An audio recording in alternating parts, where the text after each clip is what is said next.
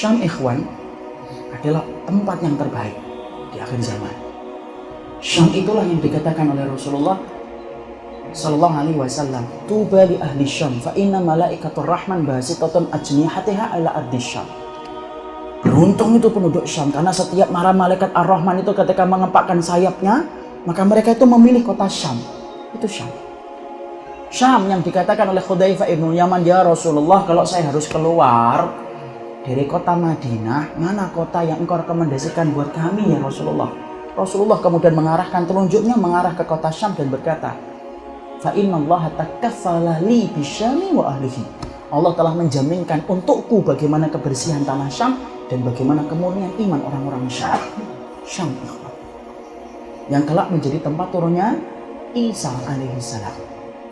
Syam, bukan di Bali, apalagi di Bekasi, enggak. Di Syam itu. Maka tahukah kita, ketika saya pernah menjadi orang Indonesia, saya banyak mengambil hal-hal yang luar biasa dari orang Syam itu. Ya, ketika ngantar seorang dokter, 2 orang dokter dari UGM ketika misi kemanusiaan ke rumah sakit. Di sana kemudian Masya Allah, saya itu mendapati betul apa yang dikatakan Nabi itu. Ternyata saya mendapati orang-orang yang luar biasa dalam iman, itu salah satunya orang Syam. Walaupun mereka dibodohkan selama puluhan tahun, tapi dengan adanya ini, berakah mereka. Mereka betul-betul kembali kepada agama Allah dan betul-betul luar biasa. Anak-anak kecil ikhwan, umur 6 tahun, 5 tahun. Masya Allah, itu kalau habis kita kasih permen, karena kita beli permen untuk memberikan hadiah kecil untuk mereka. Itu Masya Allah, ngucapin alhamdulillahnya luar biasa. Itu kadang-kadang ngikutin kita ketika kita balik ke rumah sakit itu sambil mengatakan apa? Allahu yahfadkum, Allahu yahmikum. Tahu artinya? Semoga Allah menjagamu, semoga Allah merawatmu. Umur 5 tahun. Kalau diucapkan orang 14 tahun, anak maklum. Ini 5 tahun, 6 tahun. Ucapannya sudah Allah dan Allah. Saya pernah mendapati seorang ikhwan, yaitu kemudian ada sebuah kisah ibu-ibu datang ke rumah sakit. Di rumah sakit itu kemudian beliau itu ditensi sama dokter, gula darahnya itu sampai menembus hampir 600. Dia merasakan sini pusing kepalanya, susah dan berat. Saya sampaikan, saya penerjemah, disampaikan ke dokter. Dokternya dengan ngomong, gampang Ustadz, ini gulanya tinggi. Suruh jangan banyak makan, dikendalikan makannya. Saya kemudian cerita, saya sampaikan, saya terjemah, ala tuksiri fit ta'am. Jangan banyak makan ya Umi, wahai ibuku jangan banyak makan. Ibu itu ngeliatin saya lama dan berkata, antum datang dari mana? Dari Indonesia ya? Iya. Yang sama dokter ya? Iya. Antum berapa kali makan di sini? Sekali. Kadang-kadang kalau ada rezeki 2 kali. Karena tidak pernah kita makan untuk kecukupan di sana. Sekali atau 2 kali. Kemudian ibu itu berkata, antum tahu kok makan di sini susah kok. Kok antum bisa ngomong ke saya supaya jangan banyak makan? Padahal saya cuma menerjemah. Saya mau ngomong itu loh dokternya. Tapi kan Masya Allah, masa saya nyalain dokter? Ya sudah, saya bilang sudah. Kemudian saya ngomong lagi ke dokternya. Dok, diagnosa antum salah. Ini kan kita jarang makan. Oh iya Ustaz, saya lupa.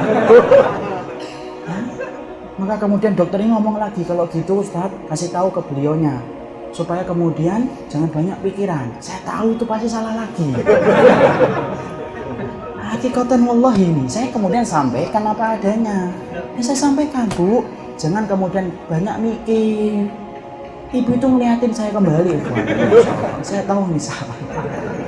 Ya sudah, saya diem aja. Terus kemudian ibu itu ngomong, saya tuh punya 2 anak, 2. Yang satu diambil Nusairi ketika habis pulang dari masjid, yang satu diambil di tengah jalan. Kalau hidup di mana, kalau mati kuburannya di mana? Ente ngomong sama saya supaya saya jangan banyak mikir. Lah yang mikirin anak saya siapa? Coba ikhwan, anak itu bingung. Nangis beliau ikhwan, air mata itu jatuh. Nangis sesenggukan, hidup sebatang kara. Suaminya sudah meninggal terkena reruntuhan bangunan. Susahnya luar biasa, syukur kita ini diberikan oleh Allah banyak kemudahan dalam ketaatan di sini. Makanya Masya Allah kemudian akhirnya beliau itu menceritakan kayak gitu. Nangis, senangis-nangisnya. Lalu kemudian antum tahu, hal yang membuat saya takjub adalah ketika di sela-sela dia menangis, saat tangisnya itu tiba-tiba dia berucap, Hasbiyallah la ilaha illallah. Cek, berhenti, sapus air mata, hilang. Seakan-akan kemudian sebelumnya itu tidak pernah nangis yang hebat. Dengan mengatakan hasbiyallah la ilaha illallah. Saya cuma husnudzon, Masya Allah, luar biasa. Kalau kita dulu di sana cuma 1 bulan pulang. Kalau mereka sampai kapan? Tidak akan pernah batas tahu akhirnya. Karena nanti peperangan di akhir zaman itu terjadi di mana? Di Syam, di Ghawthah. Sampai kapan mereka akan berhenti? Tidak pernah kita ngerti, ikhwan. Kalau bukan orang yang hebat, tidak mungkin Allah akan timpakan ujian yang sedemikian hebatnya. Kecuali Allah timpakan kepada orang yang hebat. Itu orang Syam. Saya husnudzon, ini yang menguatkan mereka siapa? Malaikat. Sebagaimana salah satu di antara yang pernah saya dapatin, kita mau sholat maghrib dan isya. Karena saat itu kita akan memberikan bantuan, yaitu obat-obatan dan makanan. Maka kemudian kita itu menjamak sholat. Ada orang di sana mengambil madhab itu, ada salah satu madhab bahwasanya jamak itu tidak boleh kecuali dalam keadaan perang.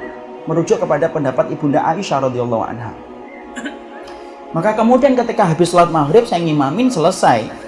Lalu kemudian saya berdiri, ada yang komat. Dia langsung tidak suka. Ini mau ngapain ini? Sholat isya. Tidak boleh. Kita dalam keadaan tidak ada serangan. Kalau ada serangan baru dijamak. Kalau tidak ada serangan tidak boleh dijamak. Saya tahu itu salah satu pendapat fikih. Tapi kemudian saat itu kita memang betul-betul memerlukan untuk sholat. Kita mau sholat, kemudian beliau itu narik-narik tangan saya dan tidak membiarkan saya untuk takbiratul ihram. Kemudian tarik-tarikan tangan. Saya bilang, Pak, saya mau sholat. Tidak boleh, nanti sholat isyanya. Akhirnya kemudian salah satu dokter berkata, Ustaz, tolong sampaikan ke beliau. Nanti dia dijelaskan habis sholat.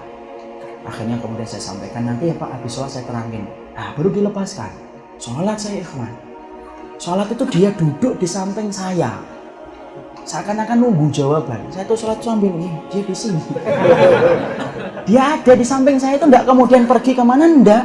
Duduk di samping. Sholat saya kemudian menjamak, selesai 2 rakaat, langsung dia. Saya baru salam, langsung ditanya. Mana dalilnya? Antum kemudian melaksanakan jamak dengan isya. Saya sampaikan dalil 1, 2, 3 kepada beliau. Tiba-tiba beliau pergi bangkit. Kemudian dari duduknya ke belakang, ambilkan air putih gelas kecil, teh dingin. Kemudian balik ke saya. Padahal saat itu saya belum selesai. Kemudian saya bingung, ini setuju pendapat saya atau enggak gitu. Kemudian saya ngomong ke bapak itu, Pak, bapak gimana yang tadi saya sampaikan? Bapak sudah paham atau belum? Afahimta minal mawdu'at wal ahadits allati dzakartuha. Paham enggak bapak? Kemudian bapak itu malah kemudian ngeliatin saya dan berkata, Masya Allah, antum kalau sudah menyebutkan nama Rasul, ya tidak ada kewajiban saya untuk tunduk dan patuh. Sudah selesai, antum yang salah nanya kepada saya. Antum sudah nyebutin dalil kok masih nanya ke saya setuju atau tidak setuju. Salah pertanyaan antum. Masya Allah, ikhwan. Diem saya. Coba. Bahkan kemudian beliau ngomong, ini kalau saya punya hadiah lebih baik daripada teh dingin ini, saya kasih. Kalau anak saya ada yang belum nikah, saya nikahkan sama dia. Oh, itu kata beliaunya saya tidak ngurangin loh ya. Tapi saya tahu biasanya anaknya sudah nikah, malah berani ngomong kayak gitu. Ya anaknya 2 sudah nikah semuanya. Tapi di situ kita melihat kenapa kekuatan hebat itu. Salah satunya itu apa, ikhwan? Kalau antum melihat orang yang sholih, sabar, antum melihat orang yang sholih taat kepada Allah, husnudzon, mungkin Allah yang membantu mereka dengan Allah menurunkan para malaikat. Kita kalau kemudian melihat diri kita baru diuji sebentar saja, nggak kuat, sering jatuh, sering terperosok, baru diuji sedikit saja, kita patut untuk muhasabah di hadapan Rabb yang kita sembah. Jangan-jangan Allah belum turunkan malaikat untuk kita. Karena apa? Karena jelas kalau Allah itu mencintai antum, Allah akan turunkan malaikat kepada kita.